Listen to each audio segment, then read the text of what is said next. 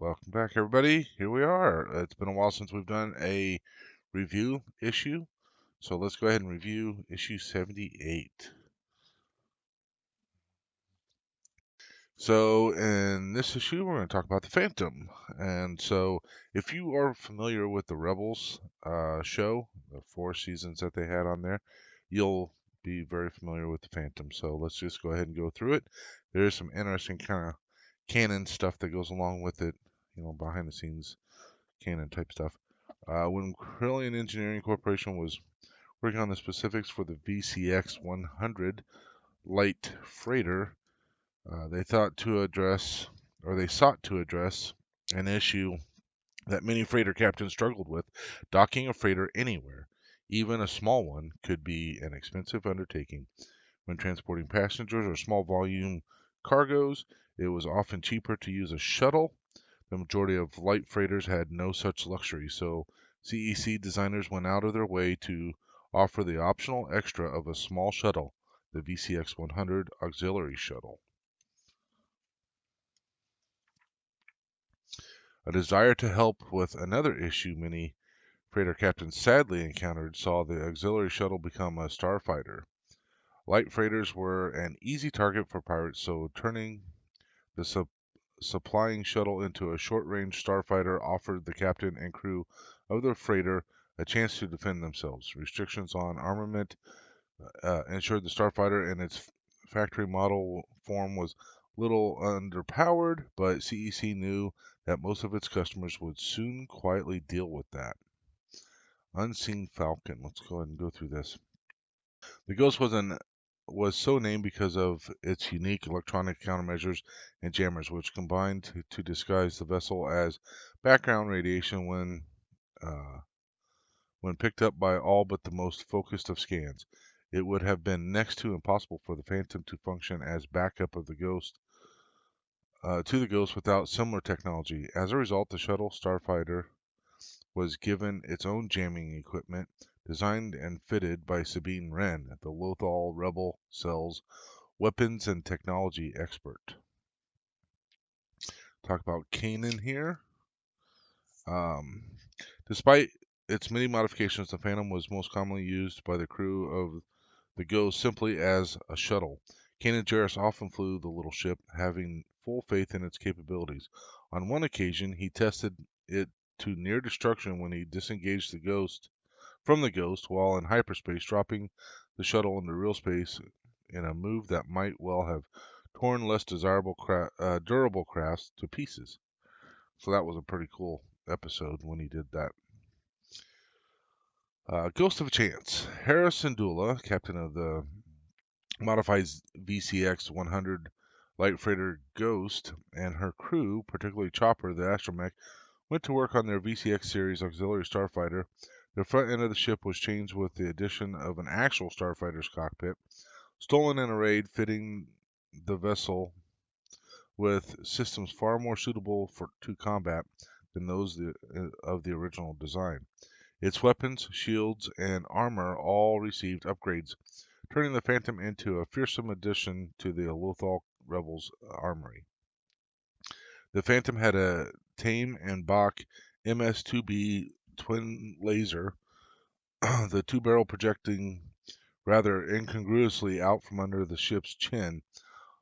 Up on top was a KX-4 dorsal laser turret, also a Tamenbach, also by Tamenbach.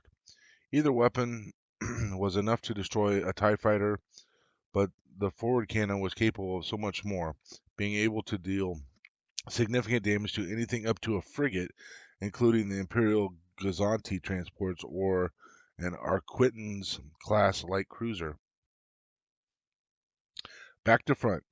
Even with all of the additions, the Phantom retained certain basics of shape and function with the original VCX series auxiliary.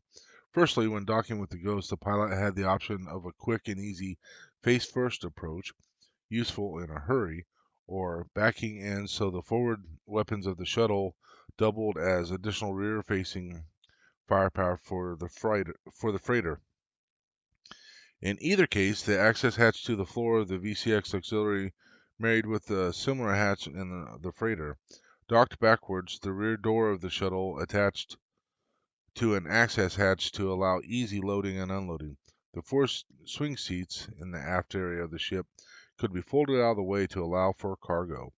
Being specifically a short range vessel, there was only a single pilot seat up front, but standing room for more behind it.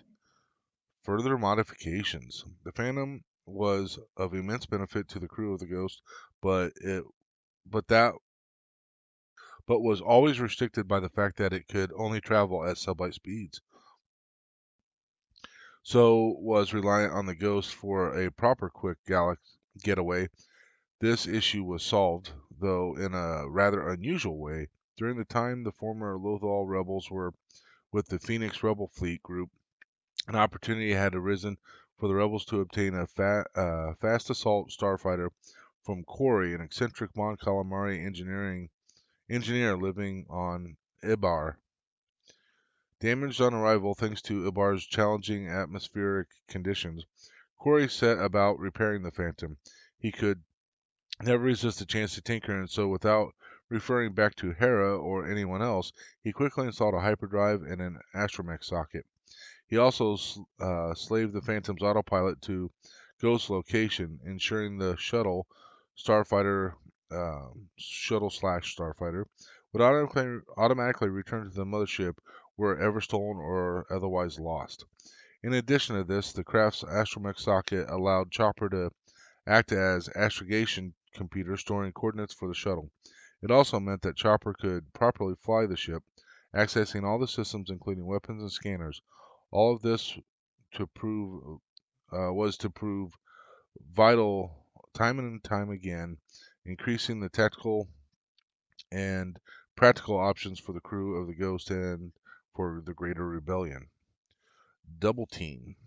The Phantom and Ghost carried that the Phantom and the Ghost that carried it were welcomed to the Rebel Alliance Phoenix Fleet Group when the Lothal Rebel cells joined its ranks. Both proved their worth early on during one smash and grab operation to steal shield generators from the Empire.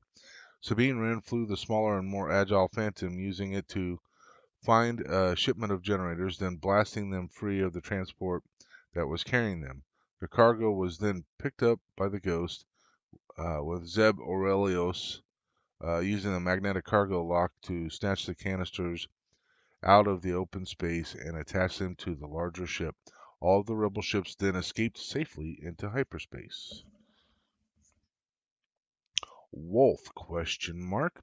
Shown at New York's Comic Con in 2013, a video hosted by Dave Filoni gave fans their first glimpse of a lot of what was going to be appearing in Star Wars Rebels. This included the Ghost's attack shuttle, but at the time it was called the Wolf, being uh, presented to the audience as concept art, showing the interior and exterior of the vessel. The final name of the shuttle was later confirmed as the Phantom when LEGO released a kit of the ship at 2014's Nuremberg International Toy Fair. So Wolf is significant, particularly when you're talking about Dave Filoni.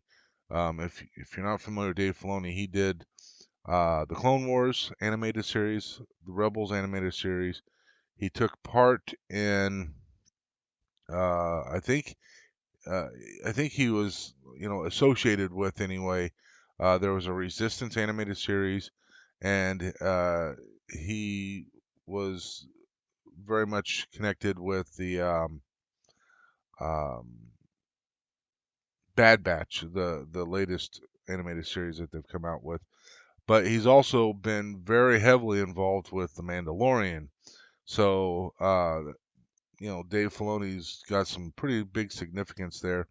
But Wolf, he loves wolves, so it's not not out of the ordinary that he might name something Wolf. So there you go. Let's move on to the Cymoon 1 Factory Moon, the Corellian Industrial Cluster. Actually, I'm not going to go through this entire thing. Um, it's interesting, but it's all in the comics. So if you want to read the comics, you can find out about this. But So basically, there was this moon near Corellia. It was called Cymoon, and there was a armament factory there that the Empire took over, and so it made a lot of stuff, both like bombs and whatever, and, as far as munitions and that kind of stuff. But then also, um, even though that the Empire had, uh, oh, here we go. This part was rather interesting. Weapons Factory Alpha was at the forefront of the galaxy-wide production of the Empire's most ubiquitous war machines, such as TIE fighters and AT-AT walkers. A business agreement with the Empire's largest corporate partners, such as Kuat Drive Yards or Sinar Fleet Systems, allowed Weapons Factory Alpha to produce a specific number of their vehicles and vessels.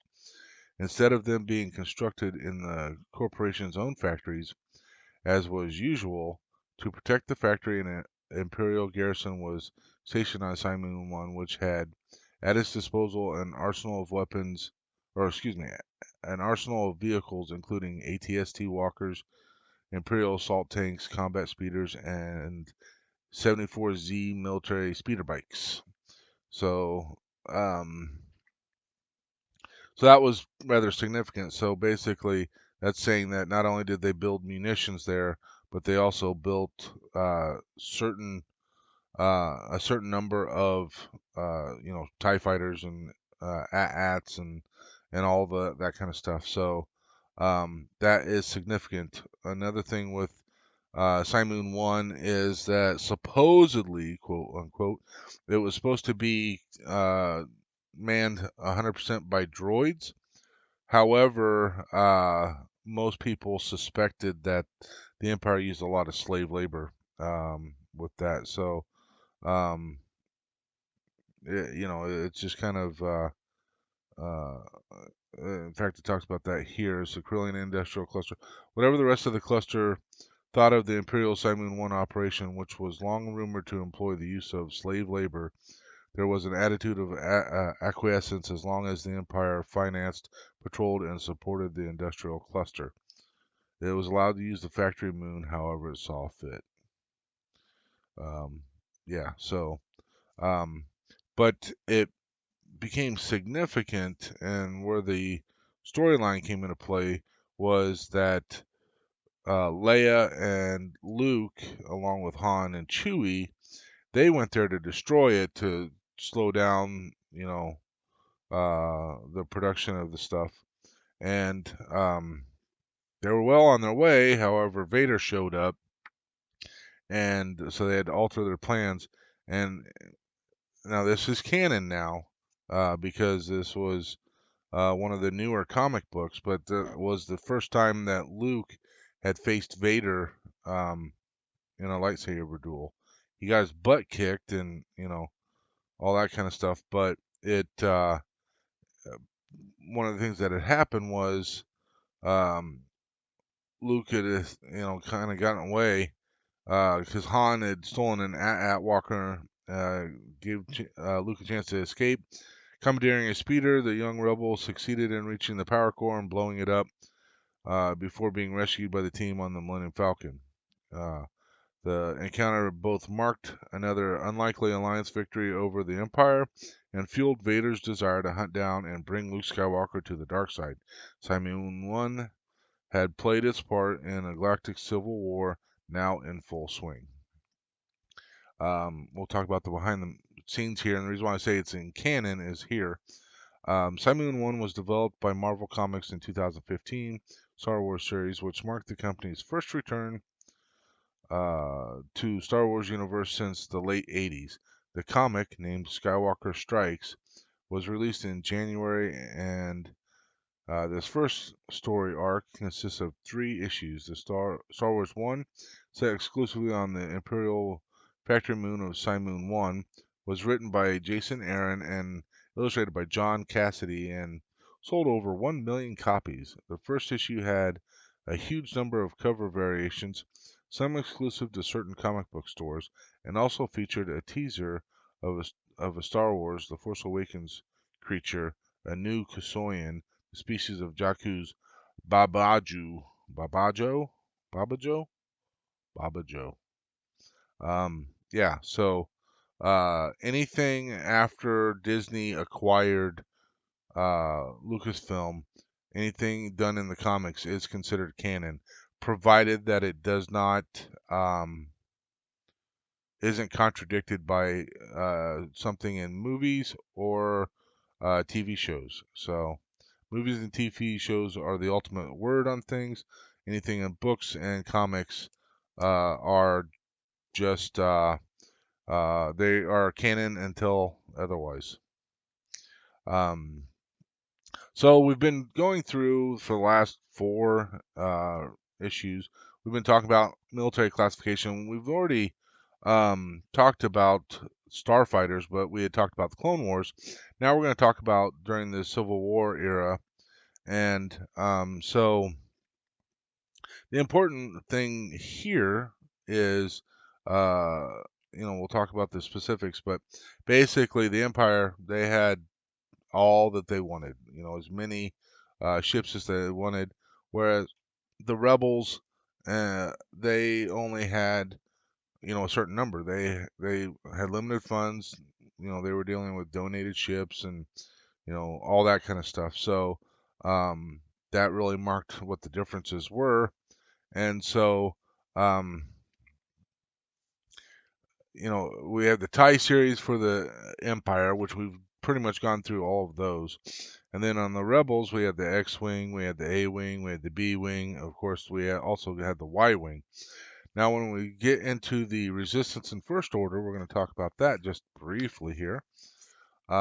We have, while the Rebel Alliance was able to secretly manufacture and repair its few starfighters in hidden locations, the Resistance had a harder time thanks to continual interference from well-meaning but naive politicians. Instead, it had to rely almost entirely on donated stock.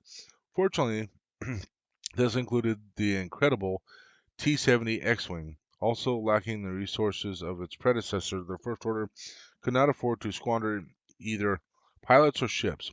Its new generation of starfighters had shields and more armor, with more powerful engines and weapons.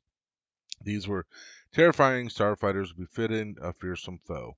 So there you go. That is more or less, it should be the final part of uh, the Starship classification stuff. So, um, but again, in this issue, we basically took the top and the bottom of the mandible, and I don't even know which side it is.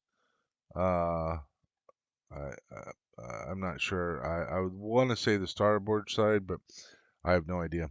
Yeah, I think it's the starboard side, just the way that's sitting.